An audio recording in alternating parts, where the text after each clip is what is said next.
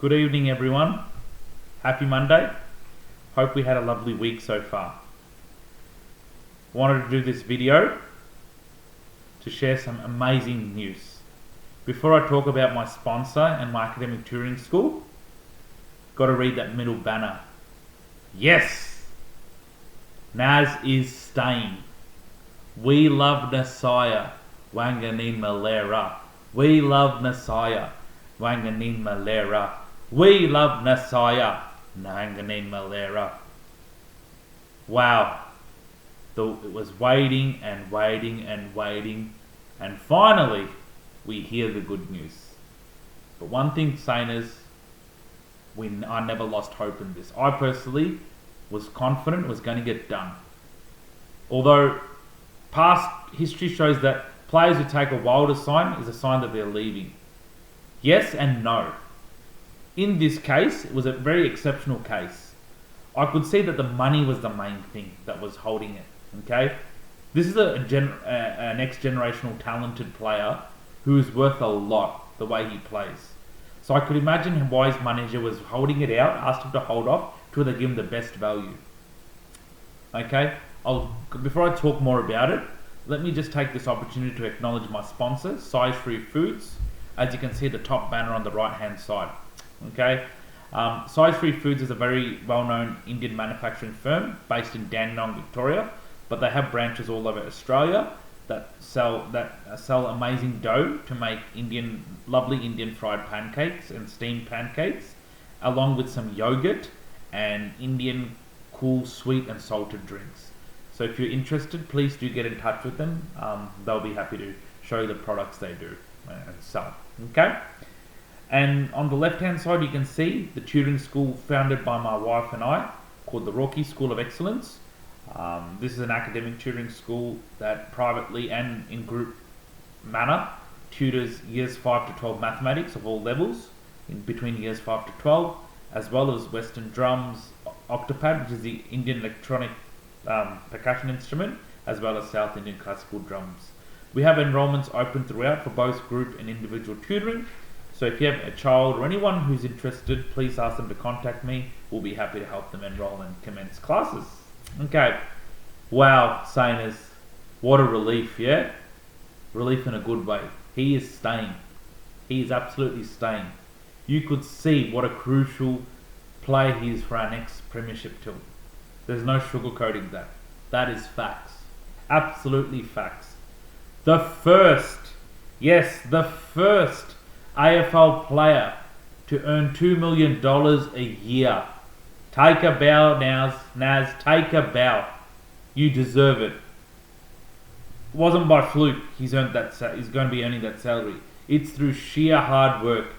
Every week when St Kilda win or lose, you always think of Nas getting 30 disposals, at minimum. Getting many touches, setting up goals, kicking goals, laying tackles, the way he runs, the meters he gains. My goodness, I can't even summarize these in words because that's the type of player he is. Such a valuable asset. Now, there'll be many perspectives on people saying, oh, fantastic. You would be mad to lose him because he's crucial. So keep him at any cost, and we've done that. Some people with the half glass empty approach will be like, oh, it's only 2 years. Doesn't matter. Remember one thing, guys, Tasmania is going to come in short-term future. 2 years, 1 year is better than leaving. Okay? Remember one thing. 2 years is a chance for not only to him to be part of our club in future, it's a chance for St Kilda to show that we're on the up and we're going to be climbing into contention. Okay? His signature is going to be added by the additions of free agents Leek Aliir and from GWS and Carlton Ruckman, Tom DeConey. Okay, next year St Kilda are going to be a bigger team in height. Just picture it. The back line, you're going to have Aliir with Callum Wilkie and Alex Taru, and if Dougal Howard goes around again, add him to that. Okay, and then you talk about the forward line. Max King is back, keep in mind. And Marshall's there, he goes forward. TD Kane, the ruck. You got Liam O'Connell. Okay, Max Heath, if he stays on the list. we got bigger. The list is going to be a bit stronger. Got bigger guys next year. It's going to make more height, both ends of the ground, forward and back, which is really huge. Okay. There's been a lot of people saying, "Oh, TDK is not worth 1.7 and all," but guess what? You can all forget. You can all swallow what you just said, because guess what? We paid our best player more than that, 2 million a season. And I just want to make one thing clear, everybody. You all have your opinions about who's worth what, who's not worth this, who's not worth that. That's fine. Keep it to yourself. But remember one thing, and I'm not saying this because I support St Kilda. You look at it from the club perspective. Whenever a club has not had the best of history in terms of winning flags like St Kilda has, they have no choice but to throw and splash big money to acquire players of all calibers. We're not like the teams like Collingwood, Hawthorn, where you could throw less money and get players like that. And I'll rewind the clock. Josh Battle was a free agent last year. He crossed to Hawthorn from St Kilda with for less money. Keep in mind, St Kilda upped their offer to keep him. He went for less money, for goodness sake. But Hawthorn could afford to do that because they knew they were going to get him. Hawthorn have a pretty good history of winning flags. They can afford to pay unders and get some players. Now, if St Kilda won as many flags like Essendon, Carlton and Collingwood, yeah, we could get TDK for way less than 1.7 million a year. Absolutely. But St Kilda's only way to get these players is to, fire a shot. Throw the kitchen sink. Now, that kitchen sink, not all of you may agree with, and that's okay. But the club knows that they have no choice but to splash that money. And secondly, guys, for crying out loud, St Kilda, as you all know, have the best salary cap out of all the teams, okay? They're well financially positioned, for goodness sake. What are they going to do keeping and hogging all that cash? You might as well fire a shot. They did so with some big names in the past. Your Zach Merritts, Jordan De Goey's, Finn Callahan from GWS. Who else? They went for a few more. I think Tyson Stingle from Geelong, and they didn't get any of them. Jacob Wiedering, Carlton defender, didn't work. That's okay. They've got the salary cap, and they're going to get 2 big players in the off-season, adding to the signature. So they have no choice. At the end of the day, guys, sometimes you need to do what you need to do to get your work done. And sometimes the way in which you execute it might not be appealing to others. E.g., offering 1.7 million to TDK. Well, at the end of the day, if that's what gets TDK to St Kilda, that's what it's going to be. Okay? If it was probably a bigger club offering him, it won't be offering 1.7. But the bigger clubs, some of them with good history, can afford to offer less and still get him. Okay? It doesn't really matter. There's no magic formula to this. At the end of the day, you're here to build a stronger side, make your list better and improve, because that's what's going to help you contend. Okay? Good drafting, good big names will expedite. Look at the Adelaide Crows. They haven't won that many flags compared to teams like Geelong, Collingwood and all. But they've got some pretty good names. They have fast-tracked their build. They went to the draft, got some good players like Rochelle, Saligo, Pedler, and now they've fast-tracked that with some good rival club players like, Jordan Dawson from the Swans, Isaac Rankin from Gold Coast, Alex Neil-Bullen from Melbourne, James Peatling and Isaac Cumming from GWS. They have recruited some big names, big fish from other clubs to, expedite their building. And today, everyone's looking at them as premiership contending. How good is that? Okay? I'm not a Crows fan, but I appreciate the way they've gone about recruiting. Okay? It's no surprise. The Darcy Fogartys, Riley Thilthorpe. Taylor Walker's still doing what he can for a senior player. Then you've got, Riley O'Brien. I mean, it's excellent, the way they've gone about recruiting. Mind you, this was an Adelaide team who were bottom 4 not long ago. I think it was last year. And today we're talking about them being in premiership contention mode. Thanks to their recruiting. And I can't remember how much cash they've thrown at those players, but it doesn't matter, guys. It really doesn't matter. As long as you get what you need to improve your list, mission accomplished, nothing else should matter. Like I said, you all have your opinions about money splashing at TDK and other players. That's fine. But at the end of the day, remember one thing. List management will have the torch blown on them big time if any stuff up happens with player recruitment. That much I can tell you. Okay? It's going to hurt. So, you might as well fire a shot, whatever it takes to get your players. Sorry. That's the most important part. Okay? So, idea of this video was to talk about NAS, the good news and what he means to our future, but also understanding that whilst you all have your opinions on who's worth what, sometimes the club has to take certain pays or make certain shots to acquire such players. Whether we think they're worth that money or not is irrelevant to the club. That's just our opinions, okay? I'm also taking an opportunity to talk all this because I have an account on Twitter, Instagram, and everybody's just going on about TDK being worth only this, but he's worth that. That's fine. Have your opinions. At the end of the day, there's a reason why they've gone for him, okay? You look at Rowan Marshall. He's going to be 30 years of age, okay? He's been a very good leader for us, Marshall, but you see he's getting beaten in the ruck time to time against good ruckmen, okay? TDK is a very good aerial player, okay? He's a very, very dynamic player, and he can go a bit forward and play. So the height takes care of the height. And he's going to help guys like Alex Dodson, first game as the younger rucks, Max Heath. Remember, he's about 26 or 27 years of age. He's going to be that, middle to senior figure for these younger ruckmen, upcoming ruckmen, keep in mind. So, more than supporting the club's decisions, I always try and make efforts to understand, okay, where they're coming from with why they're doing this, okay? Lecalier, or Lecalier, as some people pronounce his name, okay? 194 centimetres, tall defender. He will absolutely be an additional help to Callum Wilkie. With Dougal Howard's injury and him coming back into the side, and Alex Taru, who's so promising but so young, a guy like Lecalier, who's about 24 years of age from GWS, will help guys like Taru, mould him. Okay, he'll be that another intercepting defender. He's about Josh Battle's height. Keep in mind, 6'4" or 6'5". So he's going to add some aerial movement in the back line. So at the end of the day, people say 3.3 million across 4 years. Have your opinions, no problem. At the end of the day, that's the sort of cash Sinclair had to throw at him to get him.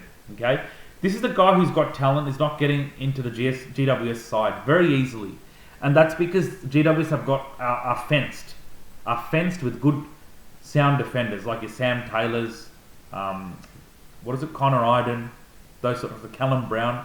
So they're not very easy to break into that side, with Adam Kingsley's side. So you can understand why Lecalier is trying to get out of there. Opportunities, very talented. And I remember Adam Kingsley was saying, we fear losing him. Okay? He's not a pushover player. He's very talented. He's young. I mean, a coach has to fear that they're going to lose him means he's something to them. He's not a nobody. He's some player to them. Okay? But guess what? If he feels he's not getting opportunities, he's going to come to St Kilda, and that's what it's going to be moving forward. He will be a St Kilda player in 2026 and beyond. Okay? So I'm really excited. Naz's signature. Now, we just left with a few more off contracts. I think Windy's been offered a thing. You would think he's going to sign because his close mates and Naz and Owens have signed, so no reason why he wouldn't. Then Liam Stocker's out of contract. He's going to get a contract extension. Few more to go on. I know last few weeks we had the guys like Hugh Boxall, Max all sign on. I think Mateus Filippo's got till 2030. He's been extended further, which is great. So there's more to come. Yeah, there's always the talk about St Kilda trying to focus on retaining their youth. Well, guess what? Signing Naz is a step in that direction. Of course we're going to retain that youth, okay? We've learned a lot with the Josh Battle thing last year. They don't want to lose such players. Josh Battle got us Alex Taru, so okay, I can live with that. I can, accept that he's gone off. But Naz is a special player. Naz he's going to crack in. Don't be surprised if he puts his All-Australian blazer this year, guys. He's not even Josh Battle's age. He's much younger. If you can reach All-Australian by the age of 22, my goodness. How many players at that age can do that? Do your research and see if you can tell me how many have reached All-Australian level at that age of Nasai, Wangan and Malera at 22. I doubt there's many. And that's fantastic. That's kudos to the young lad. He's a very special player he can be a Brownlow medalist. And don't be surprised if he polls a lot of Brownlow votes in this year's Brownlow medal for St Kilda games. Regardless of whether Saints won those games or not, he was a standout player. He's their best player by a mile. And he's one of the youngest players. He was such a pivotal part. I mean, I wouldn't have wanted it any other way. I think a lot of us have accepted Battle's departure because Taru is a super player. I don't think I've seen Battle achieve this much in his first few games as Taru did. Okay? Taru is such a highly rated, youthful player, so talented. You can't believe he's playing only 10, 12 games, a handful. He feels like he's played 40 games the way he goes about it. So level-headed, he's such a calm guy. Yes, he has made some mistakes. So do many young players. But, geez, the way he just puts his body and wills his way into the contest. He's doing this now, guys. Just imagine when he gets to 70 or 100 games. How much better it's going to get, okay? So, generally, as you all know, I do my recordings around previews and reviews of game. But today, I thought I will step in and do a recording just to show how delighted I am about that middle banner, NAS signing, okay? I know there is some merchandise about his badge and fridge magnets. I know I've placed an order so we can put it on our home fridge and getting a badge for our jumpers. He's such a special player. And guess what, guys? He's wearing number 7, worn by the great Lenny Hayes. He's got a big number to fill, and he's going to fill it, okay? He's such a talented guy. So I just thought I'll leave it there, guys. It is so exciting. I think what I've learned with this is, whilst it dragged on till today, never lose hope. Never give up. There was a lot of negativity in the social media. And look, we can't control that, saying he's gone. Looking at his interview on Friday, he spoke as though he's leaving it to his manager to decide where he's going to play. He didn't look very jovial in the song. It's amazing how much people read into every little body language, every little word, and trying to make something negative out of it. Okay, they might be your opinions, your thoughts, and I understand the longer it goes, from past experience, more likely is a player's leaving. But don't forget one thing, there was a lot to sort out in this contract. This is not a player who's just come into footy. He's been there 4 years, and he's set the world on fire, for goodness sake. So there is a lot of things to note about this, okay? There is a lot of things to note that he's such a talented player to look out for. Okay? I think what we need to understand in this day and era is, when something is quiet for a while, a lot is said about it in different directions, and that's okay. At the end of the day, it's the club who knows what they're doing. I remember Lee Montagna, on last night's episode, First Crack, was saying, if I was a Saints supporter, I'd still be confident. Joey, despite all the negativity that NAS was gone, kept me positive. I was positive, he made me even more positive. Few things. First of all, for those who don't know, Lee Montagna was a past St Kilda champion, was a huge part of the 09-010 grand final era for the Saints. Secondly, I've always loved the way Joey speaks in media, not because he was a former Saint player, just as a person. He's very genuine, he's very practical, very positive. He's not fake, guys. If you need to see how he speaks, he's a very, very genuine guy, very level-headed. And one thing with Joey, if he's not confident about an outcome of something, he'll probably deflect or be 50-50 himself. I remember when he spoke about Josh Battle last year, I remember he was saying, it's probably best St Kilda let him walk and focus on getting a good compensation pick in return for him. Whereas in here, if you see the difference, he said, I'm very positive that NAS is going to stay. And I remember everyone writing on social media, Joey, I hope you're right. Please don't kill us with the hope. Guess what? 24 hours later, kaboom. NAS signs and he's with us. So this is really fantastic. It's amazing what 24 hours does to us, doesn't it? Okay. So I like Joey in that regards, and not once I take Joey's words with a grain of salt. Never do. Because he's very genuine, he's not fake, and he has a lot of interconnection with the club he played for in St Kilda. So no way he's going to authoritatively mention these words if he was not confident. Okay? I know Nick Rewalt was a little bit nervous because there was no news, but he was not negative. So I can understand the negativity and stuff, but at the end of the day, this is the player who's looking to get a lot of value in his contract because he's such a special player of his caliber. Getting players of NAS's talent is quite hard. It is very hard. I mean, you look at all the senior players who are all like close to 30 years of age or above 30. When they were NAS's age, how many of those players back in the day could he get of NAS's caliber? Probably not very many. This guy's special. Can win a game off his own boot. And I love the way, he emphasised in his post-interview NAS today when he signed the contract, how the club has looked after him, built a special culture, made him feel welcome. And what really touched me was when he said, I felt leaving St Kilda was the most wrong thing to do. When I built so many good relationships, everybody's so invested in me, that made me a person I am, even though I want to improve. He summarised it right there. He didn't want to keep the fans waiting longer. He knew this was the place for him to grow, and he wants to be part of something special. He has been saying that for a while at St Kilda. I remember earlier in the year in April, he came back from Adelaide to see his family. Came back from seeing his family. He was cornered at the airport asking, "You've seen guys like Jason Horne-Francis, this person, that person. Has that ever persuaded you to consider a move to Adelaide?" I remember NAS pausing. And you know what his response was, everyone? "Not really. I'm pretty happy at St Kilda. I'm not in a rush to make a decision, but I love Rothline, and I'm very happy with St Kilda." So, I can't imagine him going back on those words, even though the wait took its time would have suggested otherwise, but no, absolutely not. Okay? One thing with NAS, he's quite a shy guy, doesn't like speaking too much, keeps things close, and he's played this very well. And he really shows he's a guy who likes to make the football do his talking, and rightfully so. But I could not imagine any sense of betrayal from him. He doesn't look the guy, even though I don't know him personally, he doesn't look that guy to just backflip that easily. Okay?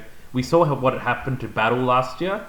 NAS is a bit of a decent, he's very decent, much different, more classy in that way. Okay? So, you know, at the end of the day, he consulted his family, consulted his loved ones, the managers, spoke about it, and St Kilda's a place he wants to be. Okay? So I'll leave it there, guys. My next video will be later this week to preview the GWS game. I can imagine us going all out in that last game, even though it means we're not going to play finals. Because the good news has come, I can just imagine how much spark is going to give the boys to lift for NAS. I mean, and beyond, you know. A, because of the good news, and B, just to get more momentum into the off-season, okay? We're getting some names that I mentioned before, so you want to be continuing to have that winning formula. I'm not worried about draft picks. I've mentioned this several times on my channel. I'm not worried about draft picks. I want Saints to keep building a winning formula. Show that we're a club that means business to contend, okay? Improve our footy. We're not going to win we're not going to win every game, and that's okay. There's going to be mistakes, but to see them look invested, that they care, and that they really want to get back into contention. That's what I'm looking forward to, okay? So I'll leave it there. Have a great week. I'll talk to you later this week to preview the GWS game and more thing. If there's any other content or any other updates I need to mention, or I feel I need to do a recording, I'll be sure to do that and upload it. Please subscribe to this channel, okay? If you like the channel, please forward it to any friends, well-wishers, or loved ones whom you think might be interested, okay? And I'll be happy for that. And yeah, take care always, and up the NAS. See you guys. Bye-bye.